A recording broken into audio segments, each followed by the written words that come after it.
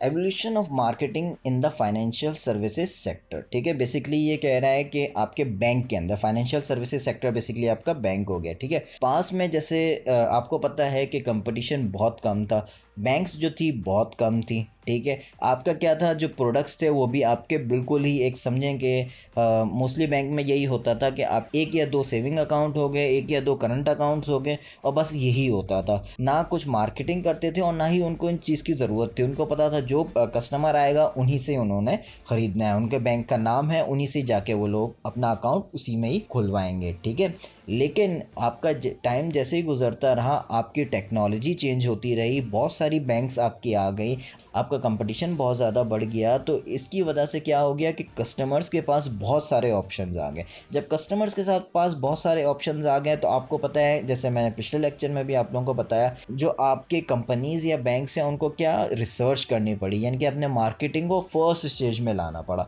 जब उन्होंने रिसर्च किया तो उनको अंदाज़ा हुआ कि कस्टमर्स की क्या क्या रिक्वायरमेंट्स है, और अब वो उसी के मुताबिक अपनी प्रोडक्ट्स को डिज़ाइन करते हैं। ठीक है, दे realise that retaining existing customers is cheaper and more profitable than acquiring new ones. Also, a long-term consumer holds more value. अब इसका मतलब क्या है, आपके जो नए कस्टमर्स हैं उनको अट्रैक्ट करने की एक कॉस्ट होती है। जैसे फॉर एग्ज़ाम्पल, आपको अगर कोई नया कस्टमर लाना है तो आप मुख्तलिफ़ किस्म की एडवर्टीज़मेंट्स करोगे, आप सोशल मीडिया के प्रमोशंस आप करोगे, आप फॉर एग्ज़ाम्पल कुछ डिस्काउंट्स आपको ऑफ़र करना पड़ेगा, कुछ फ्री सैम्पल्स आपको ऑफ़र करना पड़ेगा अपने कस्टमर्स को, नए कस्टमर्स को अट्रैक्ट करने के लिए। लेकिन जो आपके एग्जिस्टिंग कस्टमर है उसके लिए आपको कुछ करना ही नहीं है। आपको पता है वो बार बार, अगर आपकी प्रोडक्ट उसको पसंद आई है तो वो बार बार आपसे लेगा।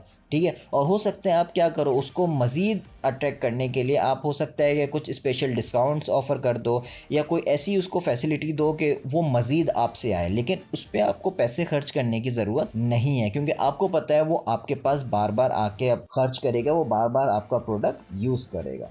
दूसरा क्या है, लॉन्ग टर्म आपके जो कंज्यूमर्स आपके वैल्यूबल होते हैं। उसका रीज़न ये है कि आपको पता है, जैसे फॉर एग्जांपल आपको किसी रेस्टोरेंट से खाना पसंद आता है तो क्या होता है कि आप कभी कभी वीकेंड्स पे आपको खाने का दिल करता है तो आप वहाँ से ऑर्डर कर लेते हो।